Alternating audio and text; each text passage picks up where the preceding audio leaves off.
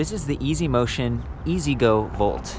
The EasyGo line has a few different bikes. I've reviewed kind of a city and then a step-through version. This one's folding. It's really compact, relatively lightweight, 39 pounds, and just very discreet. It's very stealthy because this bag that almost looks like a traditional saddle bag that would hang right there that's where the battery is. It's just kind of tucked away in there. This 36 volts, 5.8 amp hours. It's nice, it's compact. It's kind of interesting thinking about the way this is designed. I love that it's a purpose-built battery. It's not just taped up cells. It's got the LED readout right here. There's this little spring latch to unplug it.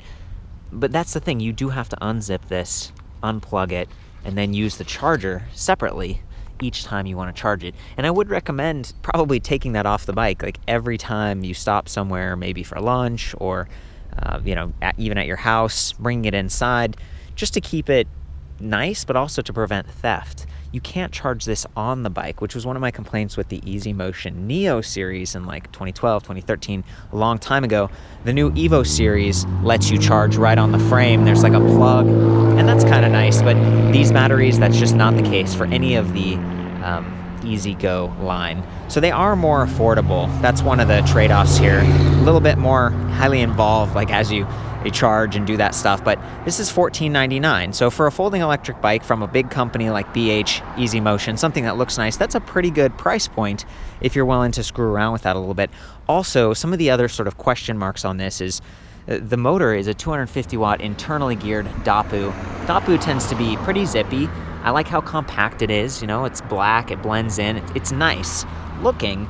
It's not super powerful. It's going to be more efficient. And the top speed of this bike is 15.5 miles per hour. So I find that when I'm riding, it gets you up about 15.5 miles per hour, and then you definitely feel it kind of cutting out. For a smaller folding bike, maybe that's not a problem. 15.5 miles per hour is still pretty good, especially if you're getting assist, and there are 4 levels. So it's really fluid, it feels good. It's just not as fast as some of the other folding electric bikes I've seen. Also, you got a steel fork rigid here instead of a suspension fork. And then the tires are 20 by 1.75, which is a more traditional size, but maybe not being like balloon size or a little bit bigger, you're not getting a whole lot of comfort there either. So between the smaller wheel size, the smaller motor, I think it all kind of works together. And then being light and maybe not quite as rickety feeling, sometimes when you have more of those movement points, it just doesn't feel as stiff and good. So this actually does ride pretty well once you get it tightened down. And that's another area that I struggled with at first. You can see right here there's a quick release clamp, and it's designed to kind of spin, and so you could potentially tighten it, right? This is tool free. But the thing is, when I was trying to tighten it, you can see the nut over here spinning freely. So you almost need almost like a screwdriver to hold that in there, or a pliers or something. So it felt loose at first. The frame was flexing, and I was even concerned, is this gonna flop out like that? Thankfully, that could still happen, and it could collide with the crank arm, and that would be a bummer. But it won't come unfolded. To do that, you actually need to lift this and unlock it and then start unfolding. So it is pretty sturdy in that sense, but it still might feel a little bit loose. And I don't know, it just took me a minute to kind of warm up to that design. Also the pedals, I've seen some of the new ones where you can kind of put your fingers in there and squish them out. This one you have to push them in like this. Plastic platform, pretty good size. They work all right. Coming back to just the size, again, a little bit more affordable, a little bit smaller battery, all that stuff. Because this is about half the size of a more regular 36 volt, 10 amp hour battery pack, you might not go as far. But again, it's pedal assist only. There's no trigger throttle, there's no twist throttle on this. So, if we come down and look at the rear dropouts, you can see a metal plate. That's a TMM4 torque sensor. So this is one of those bikes where it's not just pedaling that activates it. You actually have to activate that strain gauge a little bit by pedaling actively. So there's a little bit, it's trade-off. It's kind of more active in that sense. And BH is a company they've been around in Spain since 1909. So at this point in 2016, that's over 100 years. And they've been doing bicycles, right? And so a lot of their bikes that I review, it's it looks more like a bike, and that's part of the appeal. I think it's aesthetically pleasing, and the components are pretty nice. On this one, the components are a little bit more basic. We've got Shimano tourney, that's just bottom of the line, 6 speeds, 14 to 28 in the back, and then this big 52 tooth chainring up front, and it's extra large to sort of balance out the smaller wheels, the 20-inch wheels. And of course they're smaller so that the whole thing gets more compact when you fold it. I've done the folding and everything separately, and I did a bunch of measurements and reach and stand over height and all that, and that's back at the site. But this is designed to be very approachable with that low step design, super long seat posts, so you can go really high or really low. But one thing I noticed is that the stem isn't really telescoping. Like some of the folding electric bikes I've seen, there's another clamp and it allows you to slide it up and down. So if you're shorter or taller, it can feel more like a bike. This one, it's kind of compact, and you get what you get. Right, there's a little bit less adjustability going on. I do want to call out this front clamp though. I really like that there's like this silver slider, and then you kind of pop it up like this or down, and it still doesn't unfold. You have to like push it down and see how it unlocks. I love that. That was awesome. And it made me feel a little bit better about that lower clamp once I found out that that one locks too. So some of the other little upgrades here are plastic fenders, front and rear. There are no lights, but it does have a decent reflector right here. And it also has a cool little carry rack. It doesn't say how much weight it can carry, but I love how reinforced it appears. Like you've got this pannier blocker on the side, potentially even a pannier hanger, although you really wouldn't have much room. I like that the rack is a little bit more elevated, so at least, you know, it's not gonna collide with the fenders, and there's more room for a pannier to hang down, and there's that clip-in point for maybe like a bungee cord. They would be really small packs. I might consider like a saddlebag, but if you did that, then that could block the battery bag, and remember, you have to take that out and charge it separately almost each time. I guess you wouldn't have to take it all the way out. You could just pop this up, unplug the plug, and plug it while it was sitting in there. It's just a more highly involved process. So I love how the aesthetics look and everything. It's just, there's more involvement happening across the board with this bike. Basic ergonomic grips, decent width on the handlebar. Sometimes I complain that the Easy Motion ones aren't very long, but with a folding bike, I think that's the idea. We've got good size levers here with the ball end so you don't slide off, and motor inhibitors. Love that. That's gonna help you to feel like you're in control of the system. If you're pedaling and pedal assist is activated, or if you're going over a bump and the chain is kind of rattling, I've noticed that sometimes that can actually set off the torque sensor if it's dialed in and it's really sensitive. So being able to just be like, hey, stop, and have the whole bike stop, that is cool. Linear pull brakes, front and rear, they work pretty well, but if you go through mud and wet conditions, it can kind of rub debris into your rims a little bit that way. No quick release on either one of these wheels. And that's another area where, okay, you know, it's only 39 pounds and you can take the battery off. That's only like 3 pounds. It's not very heavy. But there is a bit of a trade-off after that. There's not much else you can take off without getting your tools out.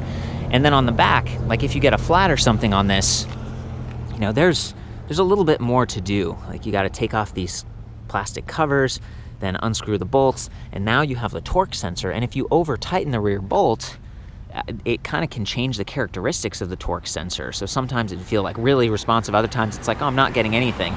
So it's just a more finicky, kind of like sensitive system, I guess is how I would put that, at least in my experience. And feel free to chime in if you have comments and stuff. You know, my time with these bikes is often limited. I'm out in a new place, giving it my best shot, but there's a lot to really explore and consider with any electric bike. And I think, you know, the color that they chose on this is nice. It's kind of that metallic gray, but depending on where you go, I would definitely be considering some lights or some extra safety elements. Basic ergonomic grips, easy twist grip shifter, a little bit more generic parts, and that's part of the EasyGo value line. One of the other areas that was a little bit concerning for me was just how this folds down, okay? Because, you know, we've already talked about the latches and stuff, but when you actually break it down, there's nothing to balance on. Like I kind of ended up balancing on the pedal, and I was worried that this plastic chain cover piece was gonna potentially get scratched up or even cracked on the concrete. Because again, a lot of times they have this little metal piece, this triangle with like almost like a stand, so it keeps the bike stable. It's not the case here. So I'm gonna go ahead and put the camera in a place where hopefully you can see it all right, and then unfold it.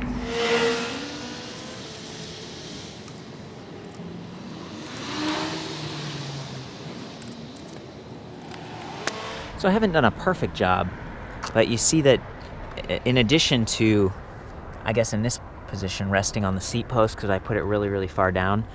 There's just nothing there protecting that chainring. The pedals fold in nicely. Again, being plastic, they aren't quite as stiff and maybe not quite as tough as some of the aluminum ones, but they should be relatively lightweight. And over here, you can just see that, you know, things just kind of, they get close, but there's no magnet, there's no bungee cord to keep this from unfolding if it's in the back of your car or in a boat or a plane. So I would recommend getting your own bungee cord or strap just to kind of pull this thing together and keep it from flopping over, because if it did flop to this side, I mean, that's the derailleur, and you don't want that to accidentally start to go out of true and then start clicking and stuff when you're pedaling around.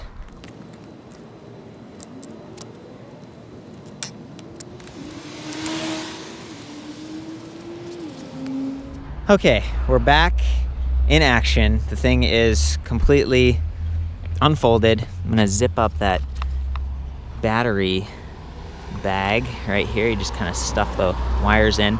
I like that they've got a little loop here for adding maybe a light, but keep in mind that that could get blocked if you have a saddle bag right here.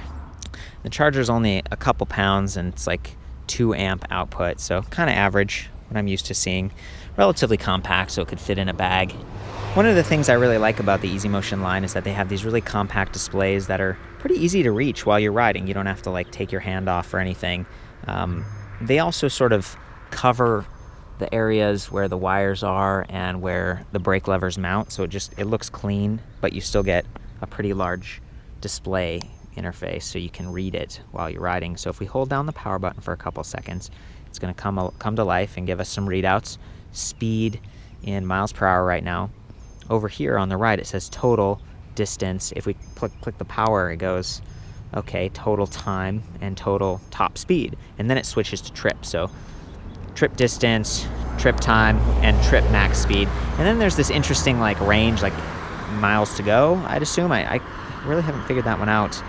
Down here, 5 battery bar ticks with a percentage. I like that it has percentage because sometimes the bars are just sort of, they're too generic and it's hard to tell really how precisely far you have left. And then assist. So you can go all the way down to no assist and use this like a cycle computer.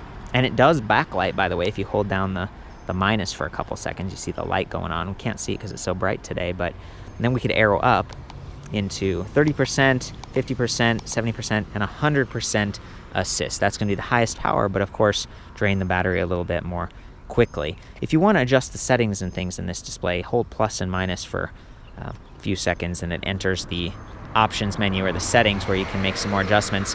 Now this thing is removable and it does come with a little baggie, which is nice just to keep it from getting scratched. So if you parked it, you could take the display off, you could take the battery off, and just people won't be able to tamper with it as much, and it might stay nicer if it's raining outside. EasyMotion does sell this Bluetooth module now, which fits right where the display would go. And it's kind of neat. It syncs with your phone, and presumably you'd have a phone mount and you'd use that for the display because you'd no longer see your assist level, the time, the speed, any of that. It's kind of gone. All you have is this like plastic thing. This is $149. The app is neat. It has a bunch of different settings and kind of GPS and stuff. But you know, I guess, you know, you're paying a little bit extra, and then it's like you got to use your phone. There's no USB charging port on this bike to keep your phone powered. So it's a neat idea, but it'd be kind of nice if they could just integrate Bluetooth like directly into that instead, or make this into a display too, so you get both. And then for $249 on some of their other bikes, they have kind of a GPS recovery thing, and then they've even got a battery cover to keep it warm. That's not the case here, but the battery's so light and small, you probably just bring it inside with you. So yeah, I wanted to call that out. Wish I could say more about it, but unfortunately it's not the case right now. So I'm gonna hop on this thing. It's really simple to ride, you know, because there's no throttle or anything. You just turn it on, pick your assist level, and go. This is what it sounds like.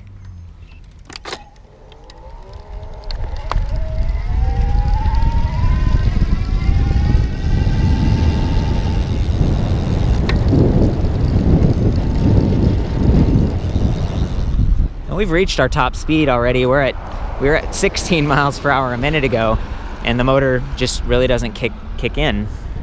You know, feels stable. There's a little bit of, actually, It's a little bit squirrely up front, just with the smaller wheels going on. I am filming with one hand, but I do this a lot, and it's like, you know, kind of getting a feel for it.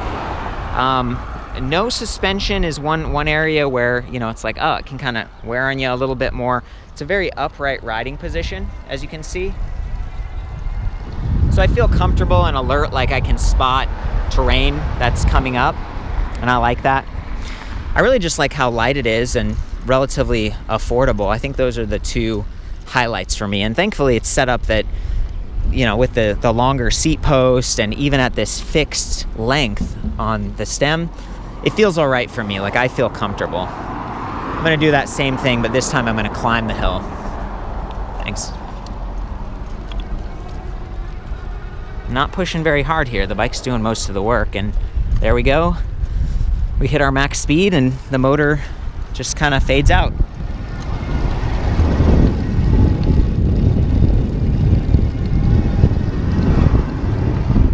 And it's kind of surging on and off now as my speed climbs and then drops. Yeah, I think that's it. You know, Easy Motion used to have like the Neo Volt. It was much, much heavier, and it used kind of the full-size motor, the full-size battery packs and stuff. I feel like this more affordable, lighter weight option could be pretty popular, but you do make those trade-offs with the lights and just some of the folding issues and stuff.